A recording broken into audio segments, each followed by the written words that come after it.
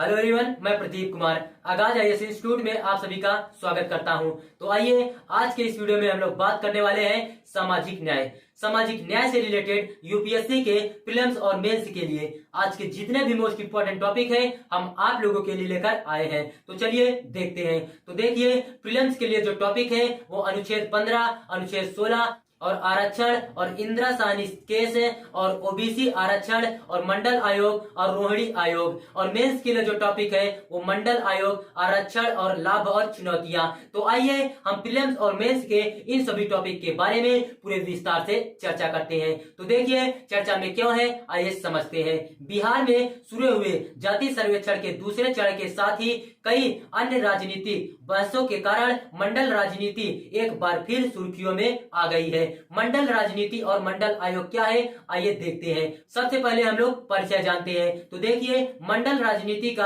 आशय 1980 के दशक में उभरे ऐसे राजनीतिक आंदोलन से है जिसमें सरकारी नौकरियों और शैक्षणिक संस्थानों में सामाजिक एवं आर्थिक रूप से वंचित समुदायों, विशेष रूप से अन्य पिछड़ा वर्ग ओबीसी को शामिल करने पर बल दिया गया था। इस आंदोलन का नाम मंडल आयोग के नाम पर रखा गया था। मंडल आयोग आइए समझते हैं।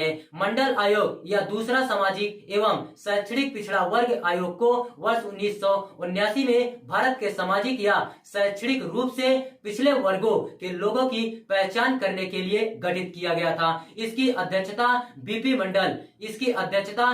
मंडल ने की थी और इससे वर्ष 1980 में अपनी रिपोर्ट प्रस्तुत की तथा वर्ष 1990 में इसे लागू किया गया था। इस आयोग की रिपोर्ट से पता चला कि देश की 52% आबादी ओबीसी वर्ग से संबंधित है। प्रारंभ में आयोग ने तर्क दिया कि सरकारी सेवा में आरक्षण के प्रतिशत को इस प्रतिशत में मेल खाना चाहिए। हालांकि यह M.R. बालाजी बनाम मैसूर राज्य मामले 1963 में सर्वोच्च न्यायालय के फैसले के खिलाफ गया, जिसने 50% की सीमा निर्धारित की थी। SC और ST के लिए पहले से ही 22.5% आरक्षण था, इसीलिए ओबीसी के लिए आरक्षण को 27% पर सीमित कर दिया गया था।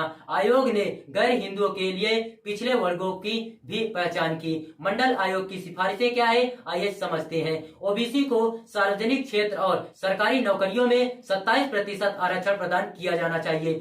सार्वजनिक सेवाओं के सभी स्तरों पर पदोन्नति में समान 27% आरक्षण प्रदान किया जाना चाहिए। आरक्षित कोटा यदि पूरा नहीं किया गया है को 3 वर्ष की अवधि के लिए आगे बढ़ाया जाना चाहिए। ओबीसी को SC और ST के समान आयु में छूट प्रदान की जानी चाहिए। सार्वजनिक क्षेत्र के उपक्रमों, बैंकों, सरकारी अनुदान प्राप्त निजी क्षेत्र के उपक्रमों, कॉलेजों और विश्वविद्यालयों में आरक्षण प्रदान किया जाना चाहिए। सरकार इन सिफारिशों को लागू करने के लिए आवश्यक कानूनी प्रावधान करेंगे। मंडल आयोग का प्रभाव क्या है, आइए देखते हैं। मंडल आयोग के कार्यान्वयन के परिणाम स्वरूप सरकार को व्यापक विरोध का सामना करना पड़ा, और जब सरकार ने इसे लागू करने का निर्णय लिया तो जहां छात्रों ने विरोध में आत्मदाह किया, कार्यान्वयन को अंततः इंदिरा साहनी बनाम भारत संघ मामले में चुनौती दी गई थी। इंदिरा साहनी केस में सर्वोच्च न्यायालय का रुख क्या है, आइए देखते हैं। इस मामले में सर्वोच्च न्यायालय ने ओबीसी के लिए 27% आरक्षण को संवैधानिक रूप से वैध माना, लेकिन कुछ शर्तों के साथ। न्यायालय ने कहा कि आरक्षण 50% कैप की सीमा में ही होना चाहिए और पदोन्नति में इसे बढ़ाना नहीं जाना चाहिए। क्रीमी लेयर की अवधारणा भी न्यायालय द्वारा समुदाय के संपन्न लोगों को बाहर करने के लिए पेश की गई थी। कैरी फॉरवर्ड नियम जिसके द्वारा आगामी वर्ष में आपूर्त रिक्तियों को भरा जाता है को 50% की सीमा का उल्लंघन नहीं करना चाहिए।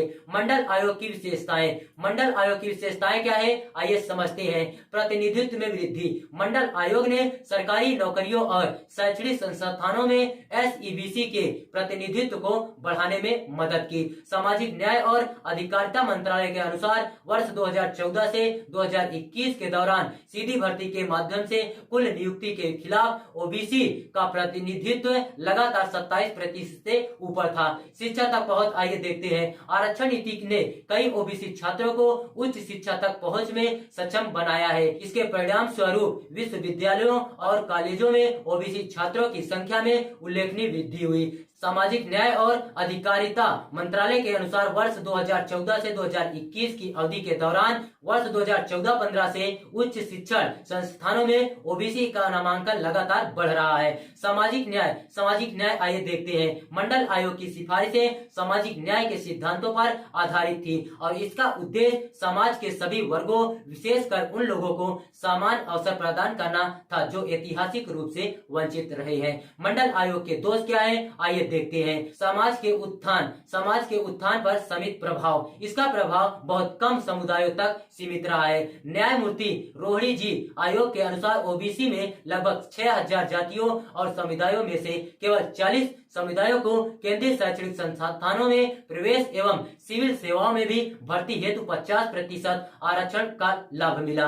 राजनीतिकरण राजनेताओं ने प्रायः आरक्षण को अपने वोट बैंक की राजनीति के रूप में इस्तेमाल किया है। वर्ष 1980 के दशक के दौरान मंडल आयोग को राजनीति का एक नया रूप राजनीति मंडल के देते हुए अत्यधिक राजनीतिकरण किया गया था। अभी भी इसका उपयोग एक राजनीतिक उपकरण के रूप में किया जाता है। हाल ही में कर्नाटक में चुनाव प्रचार के दौरान एक राजनेता ने SC/ST OBC आरक्षण पर 50% की सीमा को हटाने की मांग की है। योग्यता मेरिट पर नकारात्मक प्रभाव। आरक्षण नीति का योग्यता पर नकारात्मक प्रभाव पड़ा है क्योंकि इस कारण कई योग्य उम्मीदवारों को सीट प्राप्त नहीं हुई, जबकि कम योग्यता वाले उम्मीदवारों को चयन कर लिया गया था। आगे की राह क्या है, आइए देखते हैं। तो देखिए, आरक्षण नीति की समय समय पर समीक्षा। इंदिरा साहनी बनाम भारत संघ मामले 1992 में सर्वोच्च न्यायालय द्वारा निर्देशित इसके प्रभाव का आकलन करने के लिए आरक्षण नीति की समय समय पर समीक्षा की जानी चाहिए। शिक्षा के प्रारंभिक स्तर में सुधार। सरकार को शिक्षा के प्रारंभिक स्तर में सुधार करने का प्रयास करते रहना चाहिए ताकि उच्च स्तर पर आरक्षण आसानी से समाप्त हो सके। निजी क्षेत्र में नौकरी के अवसर बढ़ाना। सरकार को सार्वजनिक क्षेत्र और रोजगार के लिए आरक्षण पर निर्भरता को कम करने हेतु निजी क्षेत्र में नौकरी के अवसर बढ़ाने के लिए प्रयास करना चाहिए। तो देखिए, अगर आप लोगों को इसका PDF चाहिए तो इसका PDF हम टेलीग्राम चैनल पर अपलोड कर देंगे। टेलीग्राम चैनल का नाम है आगाज IAS इंस्टीट्यूट और टेलीग्राम चैनल का लिंक हम इस वीडियो के डिस्क्रिप्शन में दे देंगे। आप यहां से भी जाकर टेलीग्राम चैनल को ज्वाइन कर सकते हैं और PDF डाउनलोड कर सकते हैं।